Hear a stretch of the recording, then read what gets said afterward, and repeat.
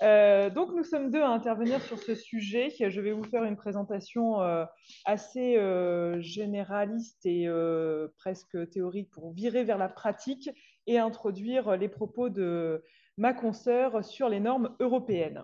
Donc, on a beaucoup parlé de cette loi Badinter depuis le début de cette journée, mais il y a son article premier qui vient poser les rails de son application. Article 1er qui dispose que les dispositions du présent chapitre s'appliquent même lorsqu'elles sont transportées en vertu d'un contrat aux victimes d'un accident de la circulation dans lequel est impliqué un véhicule terrestre à moteur, ainsi que ses remorques et semi-remorques, à l'exception des chemins de fer et des tramways circulant sur des voies qui leur sont propres. Je me suis demandé pourquoi les voies ferrées, les éléments circulant sur les voies ferrées avaient été exclus explicitement dans ce texte de la loi Badinter.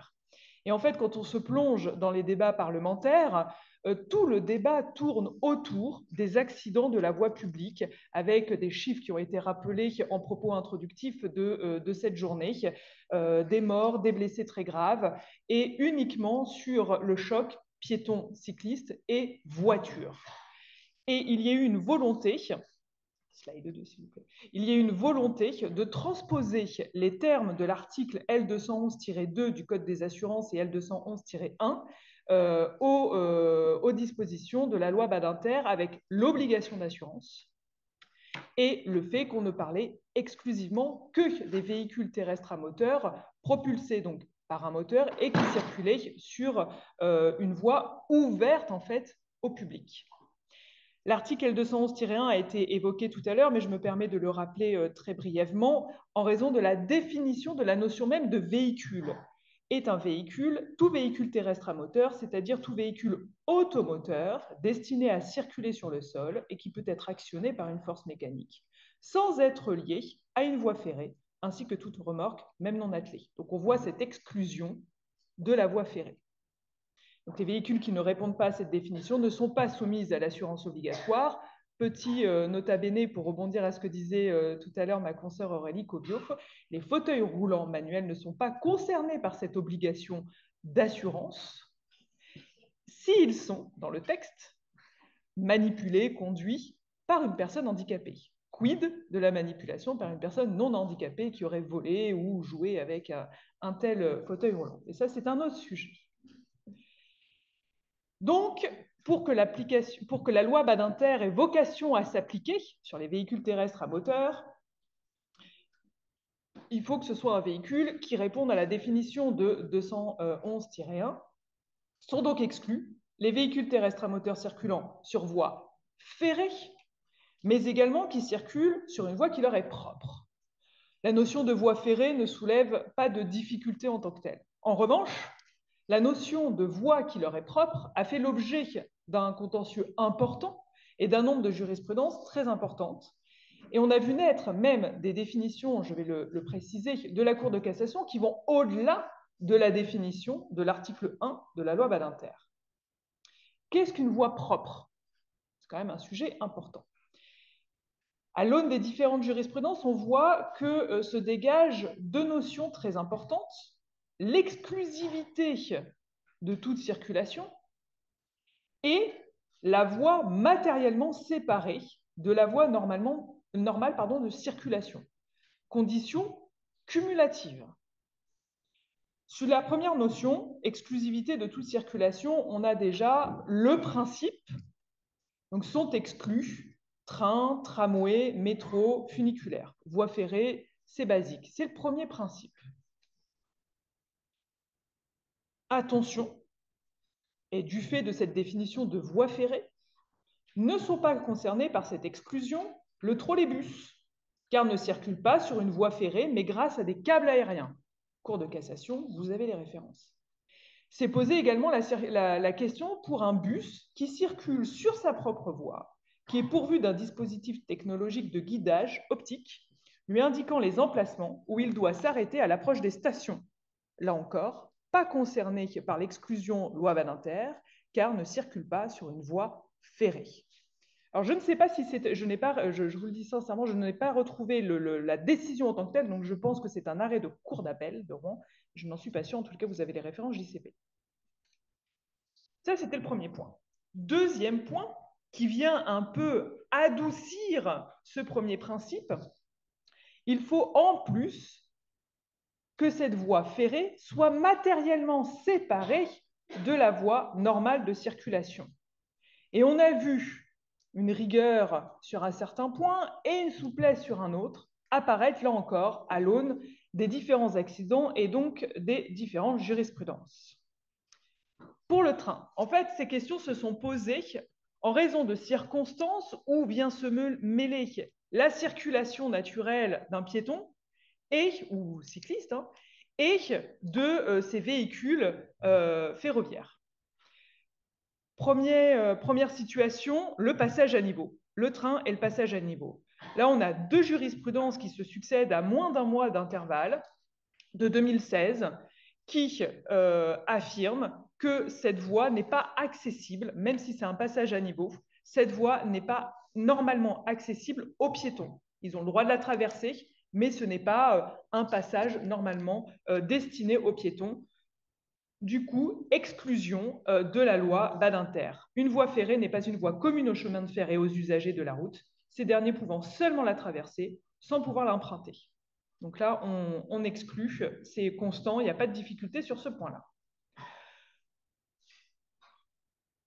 Deuxième situation qui est source d'un grand contentieux, ce sont les tramways, où dans les villes se mêlent les routes, les piétons, les cyclistes, les voitures. Premier arrêt 1995, le tramway circulait sur une voie ferrée implantée sur la chaussée dans un couloir de circulation qui lui était réservé, délimité d'un côté par le trottoir et de l'autre par une ligne blanche continue.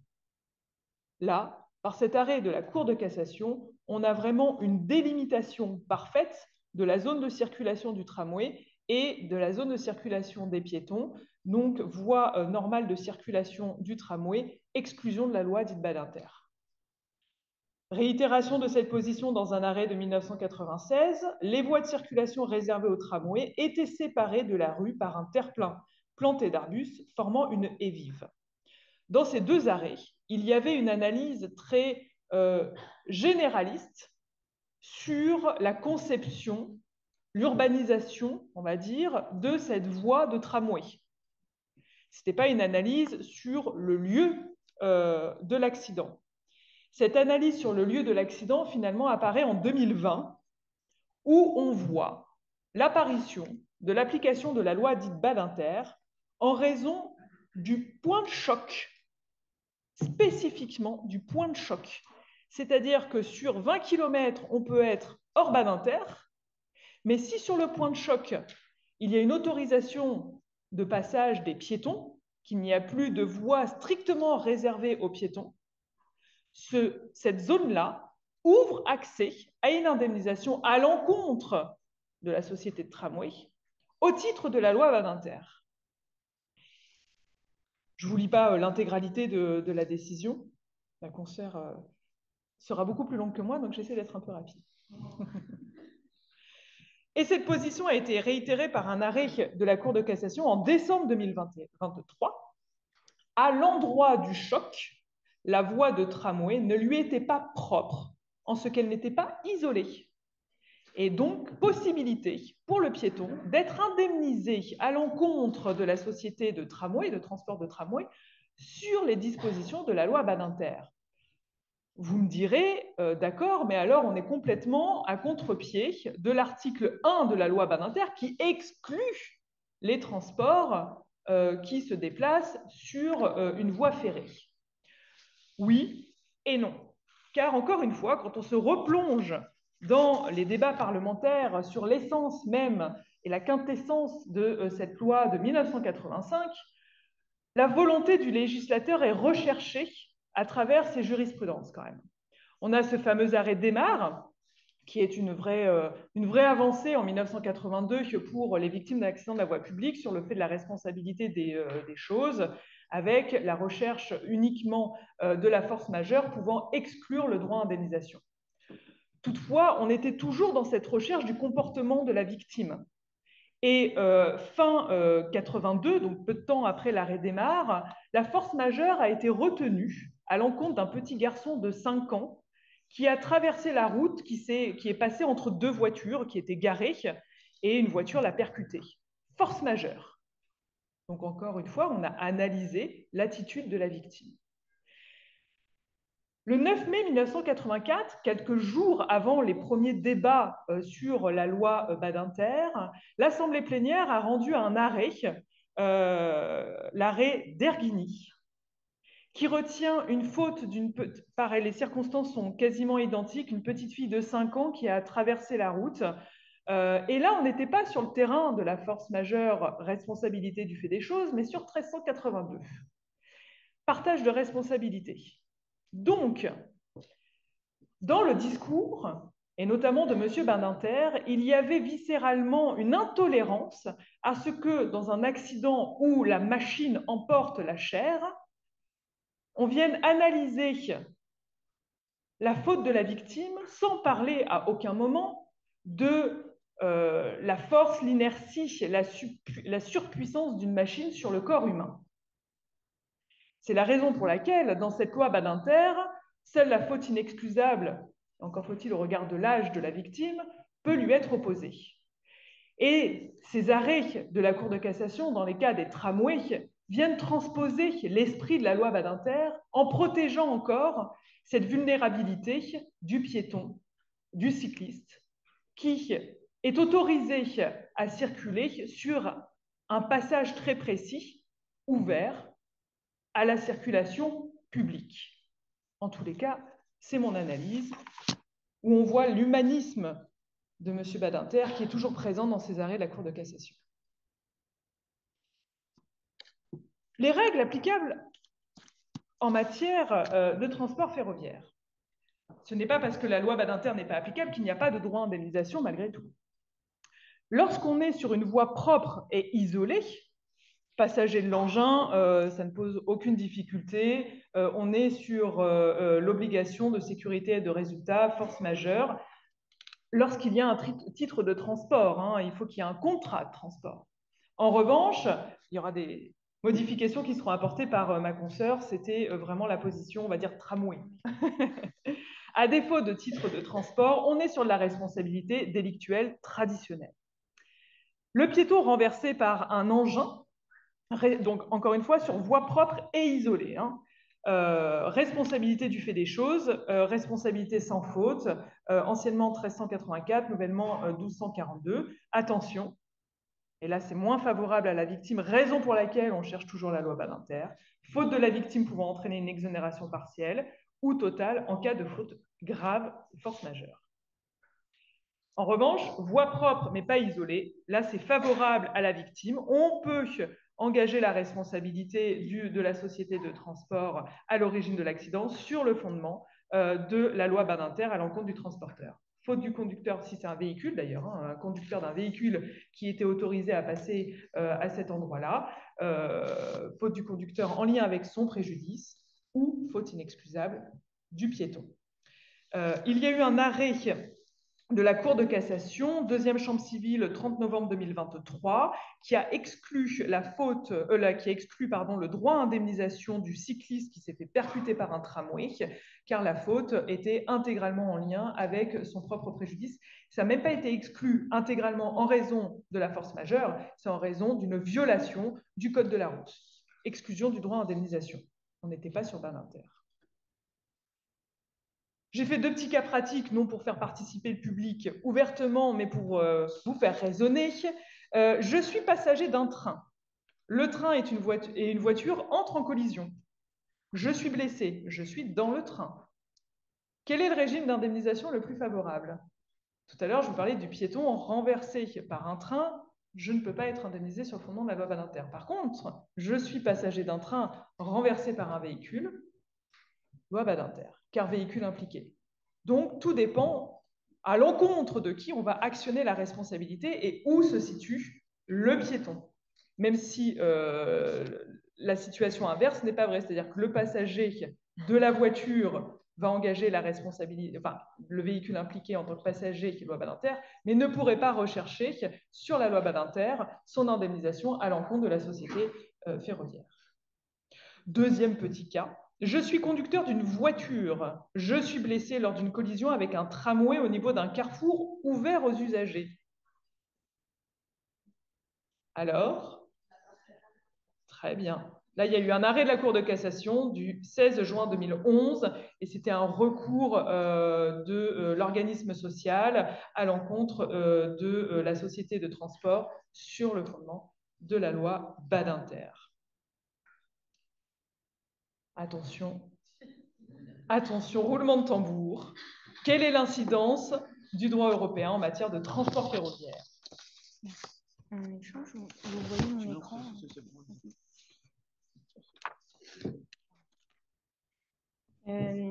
Alors, sujet un peu complexe. Il y a peu de personnes qui se passionnent pour le droit européen, mais moi non plus, à vrai dire, mais par la force des choses. Il faut s'y intéresser parce que le droit européen restreint le droit des victimes françaises. C'est vraiment un constat qu'on fait en ce moment depuis quelques années.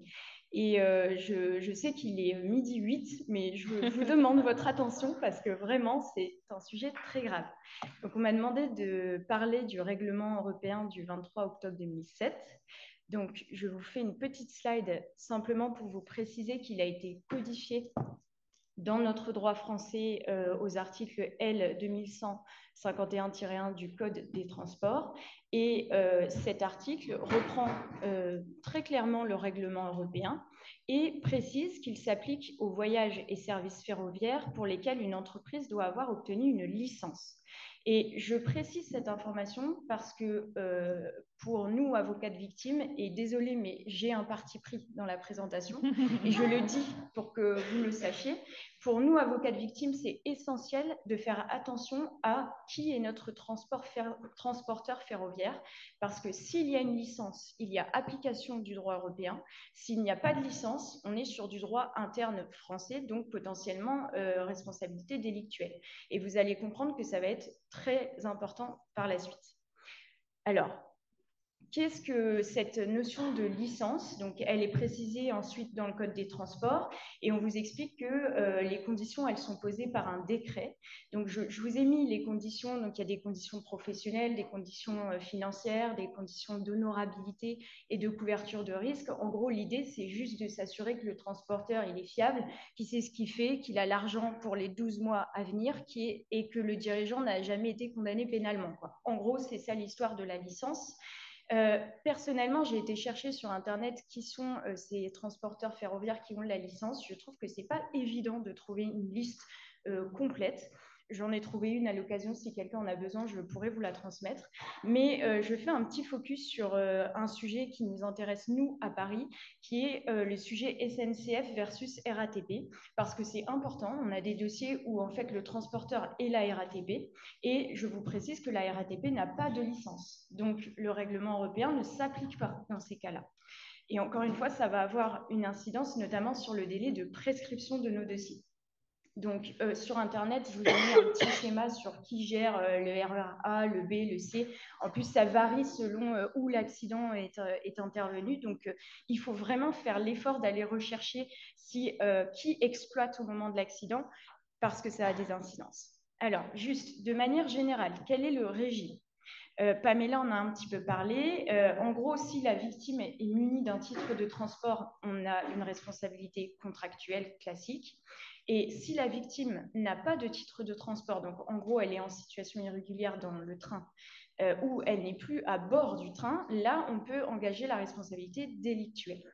Il y a une JP qui est hyper intéressante, et nous, on a eu le cas au cabinet, c'est quid de la victime qui est en train de descendre du train.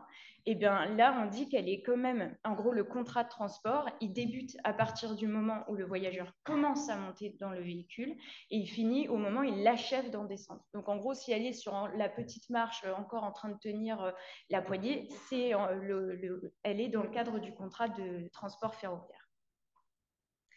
quelle est l'obligation du transporteur? Donc, c'est là où Pamela a fait un petit teasing, c'est que pour la SNCF, il y a eu une modification. Donc, en 2019, il y a eu un revirement de jurisprudence extrêmement grave, je vous le dis, et je vais y revenir. Mais là, c'est le sujet de la faute. Et en gros, avant 2019, il y avait un arrêt de 2008 qui s'appelle El Bourrois et qui précisait que les transporteurs ferroviaires avaient une obligation de résultat.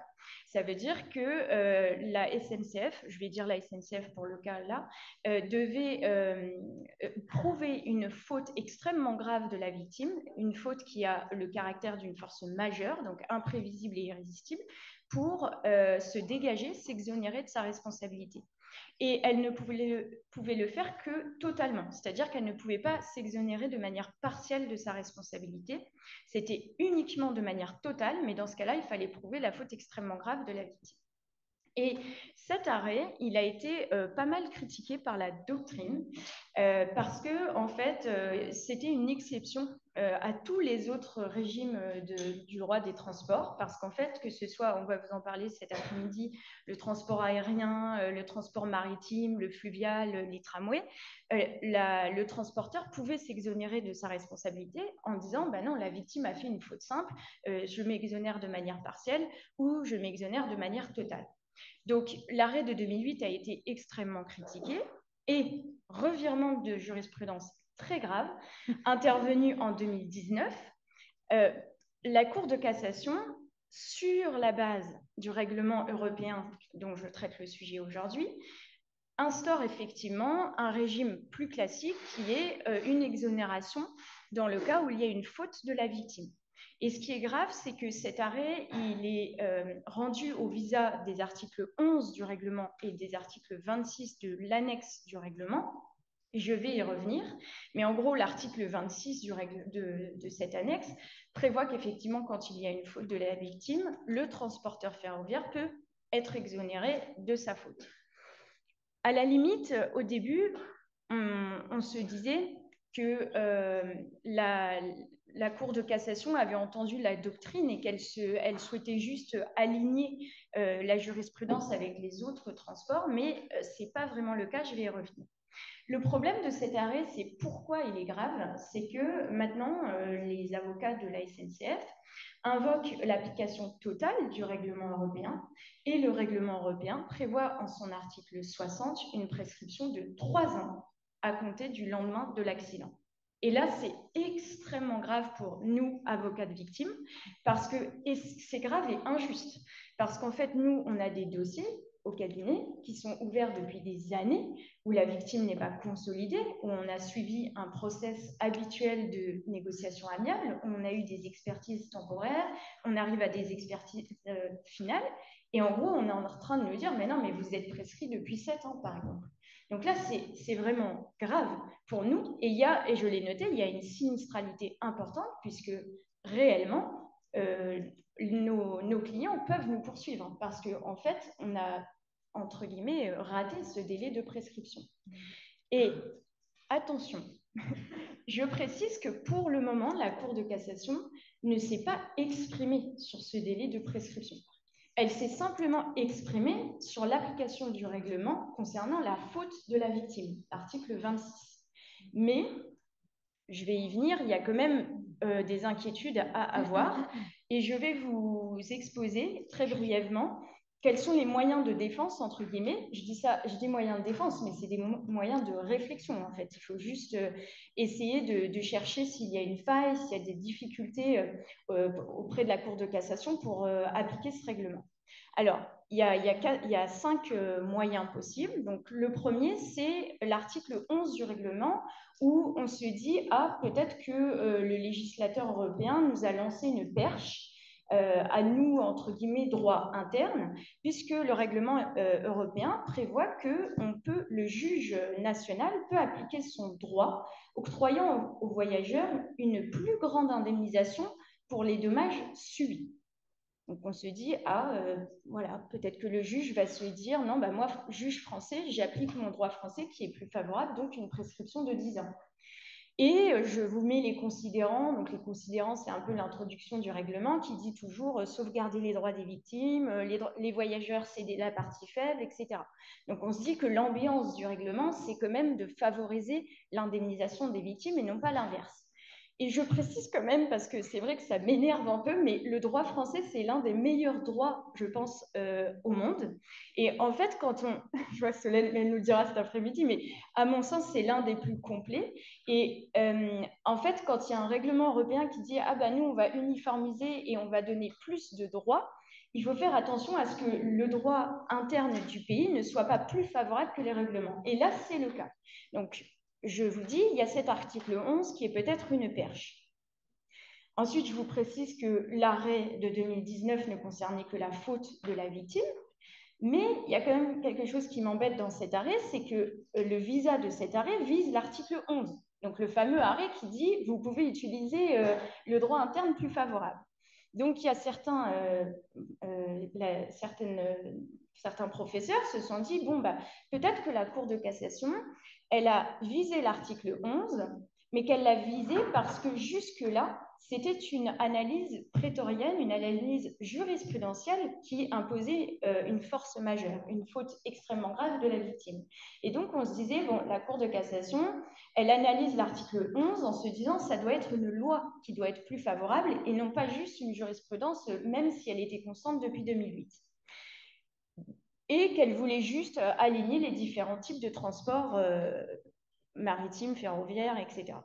Mais il faut aller plus loin parce que, en fait, et ça me fait mal de le dire, mais je pense que l'article 11 du règlement, quand il prévoit que c'est sans préjudice du droit national octroyant aux voyageurs une plus grande indemnisation pour les dommages subis, il y a deux lectures en gros. Est-ce qu'on parle, quand on dit une plus grande indemnisation, est-ce qu'on parle de tout l'ensemble du corpus français qui est la législation, la jurisprudence qui favorise en gros l'indemnisation de la victime, donc en gros tant les règles de prescription que les règles d'analyse des postes de préjudice, ou est-ce qu'à l'inverse, on considère que ce sont seulement les règles qui prévoient la réparation des préjudices plus nombreux, ou en tout cas dans leur montant. Et malheureusement, on le sait, la Cour de cassation en 2019, c'était les nouvelles rédactions des arrêts, elle le dit bien à un moment, elle dit une indemnisation favorable des chefs de préjudice subis par la victime. Et donc là, on comprend que la Cour de cassation, elle ne vise pas du tout la notion de responsabilité quand elle analyse l'article 11. Elle va juste voir que le règlement lui permet d'analyser, de préserver son droit interne seulement dans comment elle définit les postes de préjudice et comment elle les calcule. Donc, malheureusement, cette perche qui est étendue sur l'article 11, à mon sens, ne fonctionne pas. En revanche, il y a quelque chose de très intéressant dans le règlement, ce sont les annexes. Et il faut vraiment aller lire les annexes, même si parfois on n'y comprend rien. Mais il y a l'annexe 1, qui ça s'appelle RU-CIV. En gros, c'est les règles uniformes concernant le contrat de transport international des voyageurs. Et surtout, il y a l'appendice A de la COTIF, donc Convention relative au transport international ferroviaire. Et c'est cet article-là, c'est dans cet appendice qu'on a l'article 60 qui nous dit que le délai de prescription est de 3 ans. Mais il y a un paragraphe 4 dans cet article qui prévoit que la prescription est suspendue jusqu'au jour où le transporteur rejette la réclamation par écrit et restitue les pièces qui y sont jointes. Donc, pour être très franche avec vous, c'est un argumentaire qu'on est en train de défendre devant des cours d'appel, sauf erreur, ou TJ. On va voir ce que ça donne, mais effectivement, c'est une condition qui est inscrite dans le COTIF. Et jusqu'à présent, dans nos dossiers, la SNCF n'a jamais pris la peine de rédiger ce rejet en remettant les pièces à la victime. Donc, c'est un premier argument. Ensuite, j'ai bientôt fini. On a un paragraphe 6 dans cet article 60, toujours, qui prévoit par ailleurs, la suspension et l'interruption de la prescription sont réglées par le droit national. Donc là, on se dit une nouvelle perche donnée au juge droit interne. Et donc là, je vous cite l'article 2240 qui peut-être pourrait nous servir dans nos dossiers, qui indique qu'en gros, quand il y a la reconnaissance du débiteur, cette reconnaissance vaut interruption du délai. Donc, quid des courriers qui sont adressés par la SNCF et envoyés aux victimes en disant « Ok, on reconnaît votre droit à indemnisation ». Après, attention, puisque si je comprends bien, il y a eu un argument adverse qui a été de dire oui, on reconnaît, mais du coup, c'est un nouveau délai de 3 ans qui démarre à compter du courrier, donc potentiellement, c'est toujours pas bon pour nous. Mais réfléchissez-y parce que ça peut avoir du sens. Ensuite, le quatrième argument, c'est l'obligation d'information et je pense qu'il ne faut pas la négliger parce que l'article 29 du règlement prévoit quand même une obligation d'information qui est renforcée et qui est très large, qui concerne les droits et obligations des voyageurs et bien évidemment une obligation d'informer sur les délais de prescription. Et là, je pense que la SNCF va avoir quand même du mal à indiquer et à prouver qu'elle a informé ses clients de ce délai de prescription, puisque nous, on a constaté en faisant des recherches sur Internet que les documents un peu officiels type DGCCRF indiquaient encore en mai 2019 le délai de 10 ans. Pareil pour la Fédération nationale des associations d'usagers des transports qui indique encore aujourd'hui sur son site ce délai de 10 ans. Donc, il faut inciter la charge de la preuve, elle est sur la SNCF, donc c'est à elle de prouver qu'elle avait vraiment expressément indiqué sur les titres de transport, ou peu importe au moment du règlement, que le délai de prescription était de 3 ans. Je précise qu'en droit interne, pourquoi nous on croit à cet argument, c'est qu'en droit interne, le juge français est très très strict sur ses obligations de prescription, notamment sur la prescription biennale, qui indique que si le délai de prescription n'est pas indiqué dans le contrat, eh bien il y a une inopposabilité de la prescription. Donc c'est à mon sens un argument qui peut fonctionner.